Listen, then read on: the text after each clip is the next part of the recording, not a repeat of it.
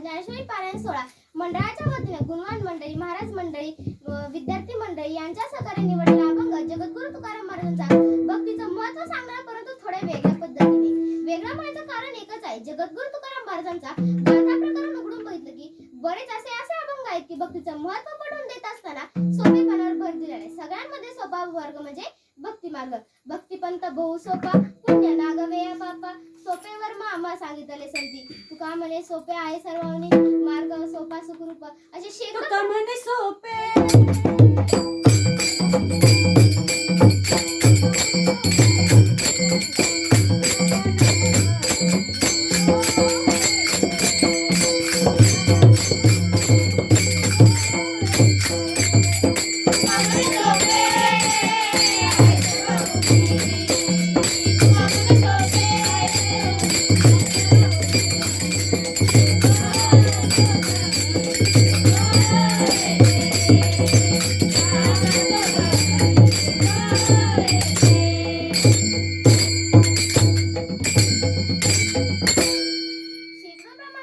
सगळ्यांमध्ये सोपा मार्ग म्हणजे भक्ती मार्ग.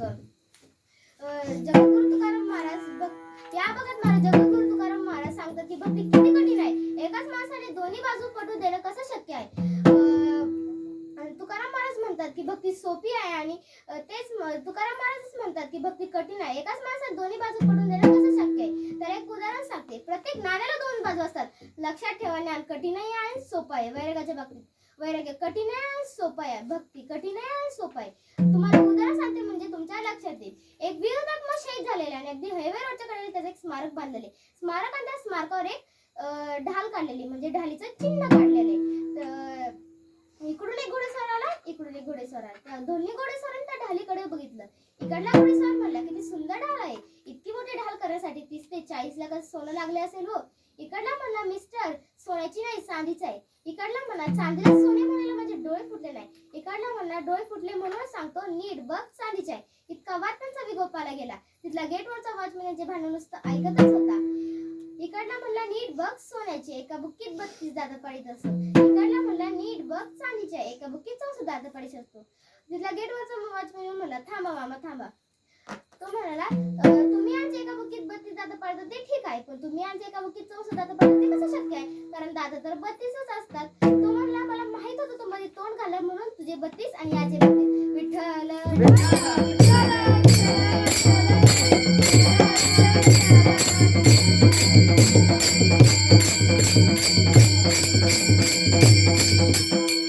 तुझे 32 आणि याचे 32, दोघांचे मिळून 64. दोघांचे मिळून 64. विठ्ठल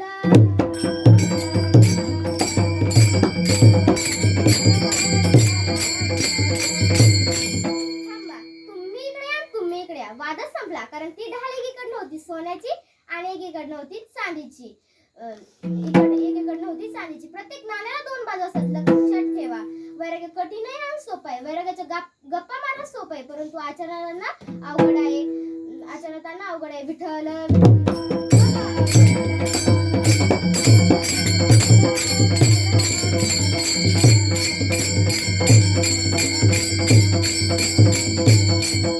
समाजाने मानव म्हणून कर्तन तोंडून दाखवून बरीच अशी लोक आहेत. आमच्यासारखे तुम्हाला समाजामध्ये भरपूर दिसतील. मनुष्य तोंडाने दाग दाखवितात. महाराज तुम्हाला एक उदाहरण सांगते म्हणजे तुमच्या लक्षात येईल. एक मेघाखेड गावात कीर्तनाला गेले. तिथला एक माणूस पळतच आला माझे दर्शन घेतले.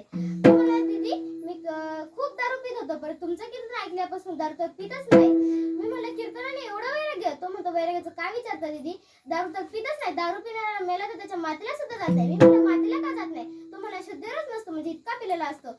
मग तोंडाला कशाला दाग दाखवतो. वाचा बदे परी करणे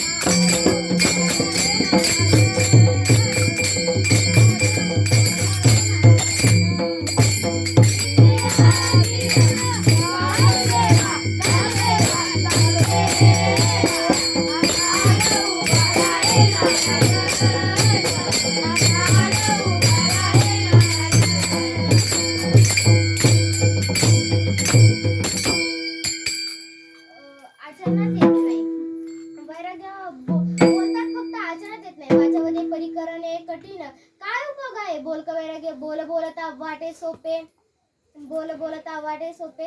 तुम्हाला सांगू वैराग्य कठीण आहे आणि सोपं आहे. ज्ञान सुद्धा कठीण आहे आणि सोपं आहे. भक्तीचं सुद्धा तेच आहे.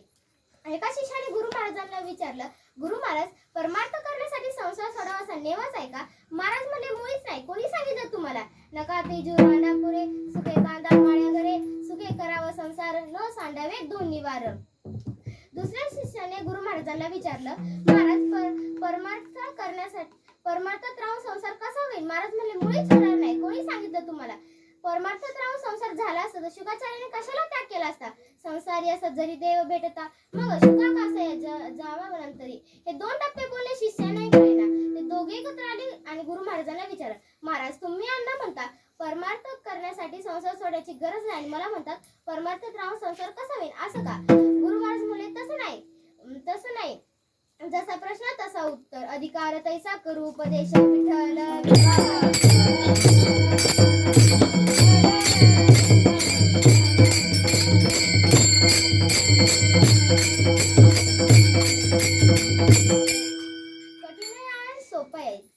कठीण आहे सोपं आहे. तुम्हाला सांगते, आपल्या नावाच्या पुढे ह भ प हरिभक्त प्रगतीताई लावलं की आपलं अंग फुगतं. आपल्याला मजा वाटते, पण पुढची सजा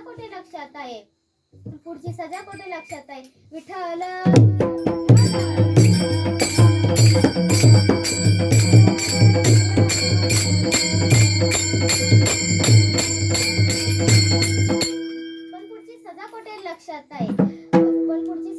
लक्षात आहे. भक्त मनविता बहु वाटे गोड, पण भजन मुद्रा अति अवघड. अति म्हणजे किती तेच महाराज अभंगाच्या प्रथम चरणात सांगतात. भक्ती तो कठीण